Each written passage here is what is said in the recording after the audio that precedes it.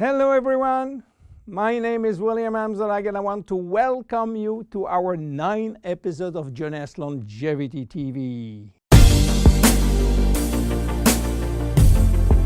Jeunesse, we are redefining youth.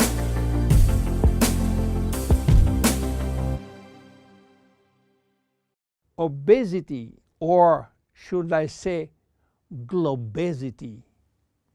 Today, obesity is a worldwide epidemic disease.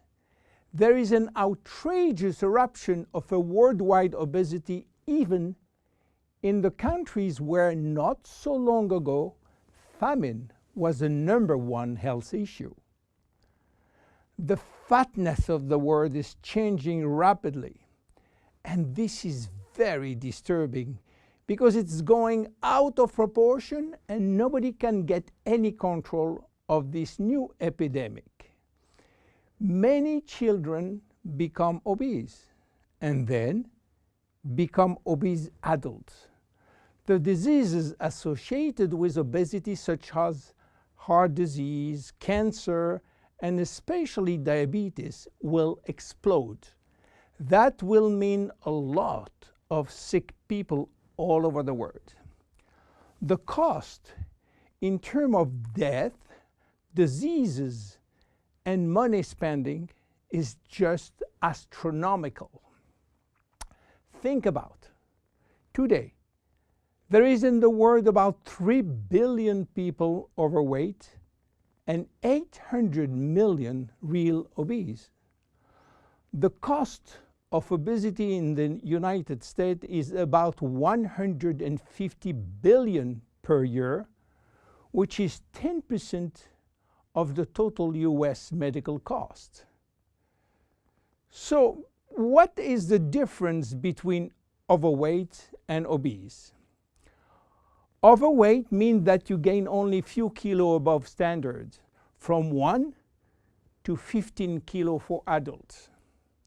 Above this threshold, you're considered as obese. If you wish to get more detailed information, then you have to calculate your BMI, which means your body mass index, by using the following formula: your weight in kilo divided by your height in square meters. If your BMI shows score under 18.5 per square meter, it means that you need to gain weight. You are underweight. If it is between 18.5 and 25, you are in normal standard. Between 25 and 30, you are overweight, and above 30, you are qualified for obesity. Note that BMI is a standard tool which do not apply in extremes like very tall people or very small people, and also should be adapted to children.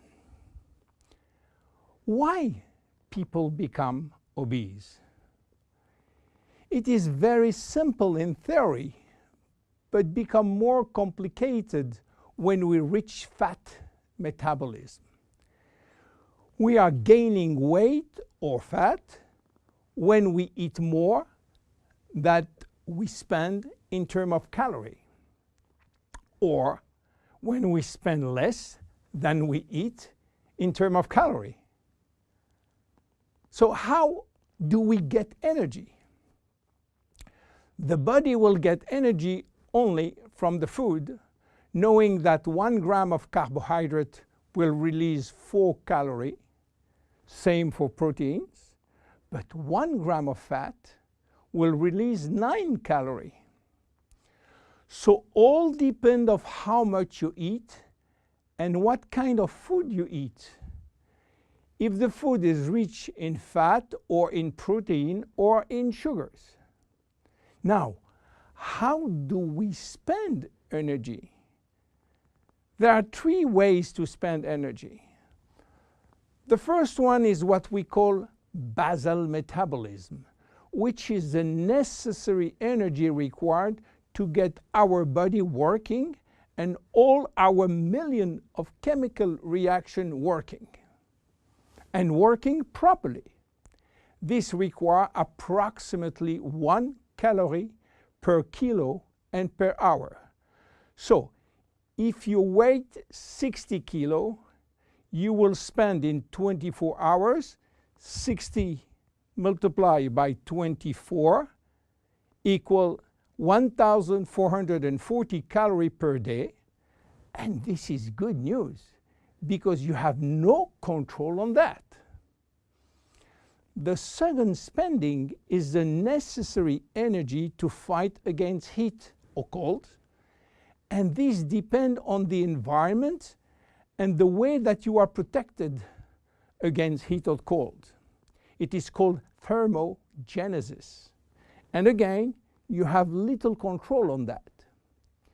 The third one is the energy required to move your body, and that is entirely up to you.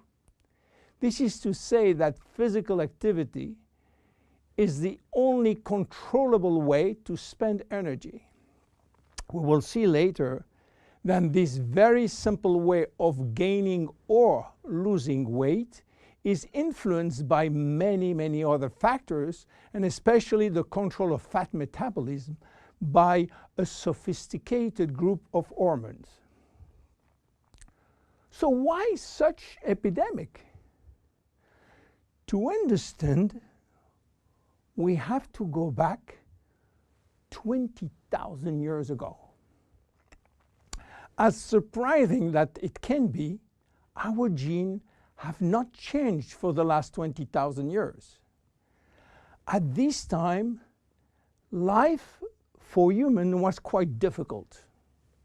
In fact, life was based on food availability, and food was really available only during spring and summer.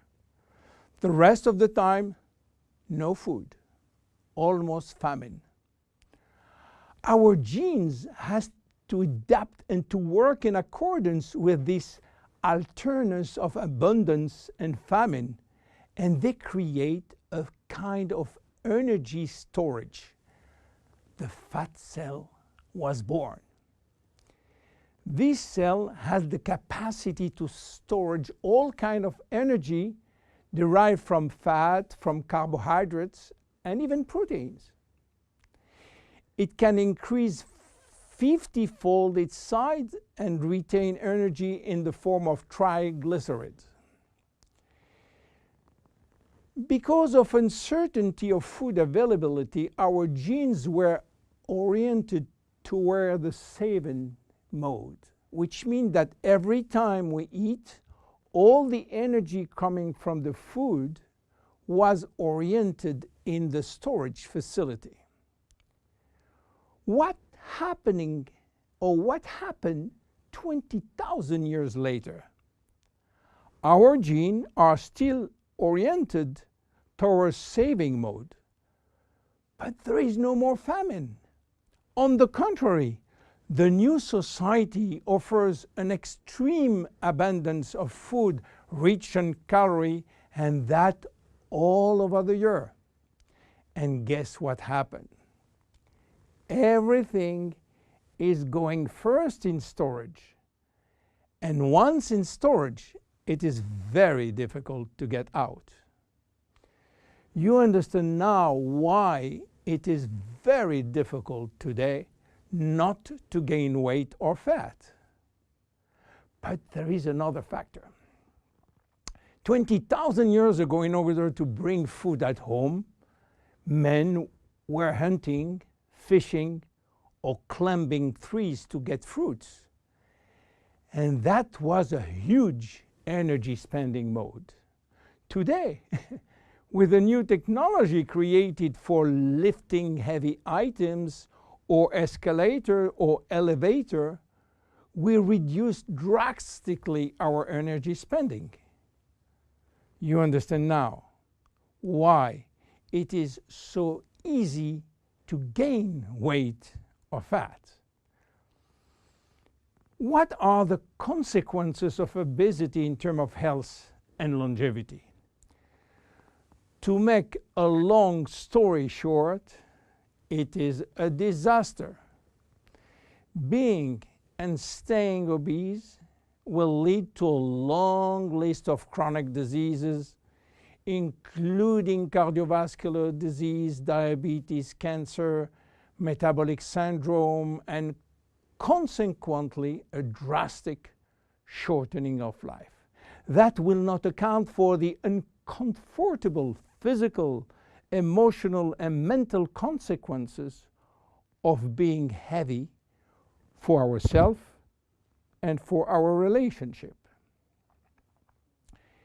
In terms of aging, obesity is shortening telomeres, increasing DNA damage, and reducing stem cell pool.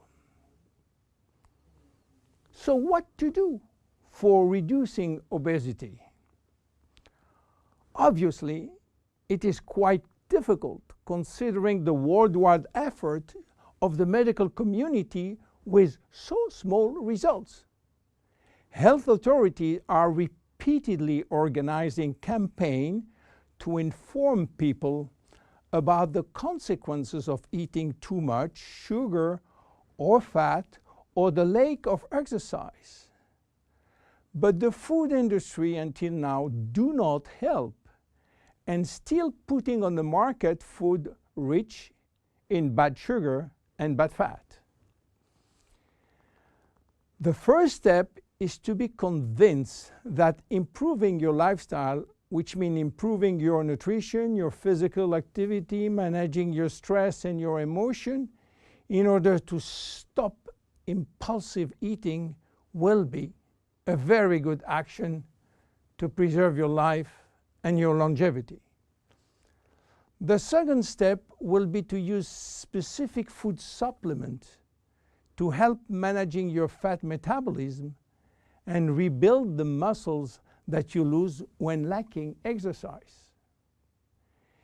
This is why Jeunesse decided to create a new line of product specially designed to counteract craving, to help fat metabolism, and to reduce muscle loss. Be with us in our next episode dedicated to the Zen Body line. My name is William Amzalag, and I will see you on our next episode. Thank you.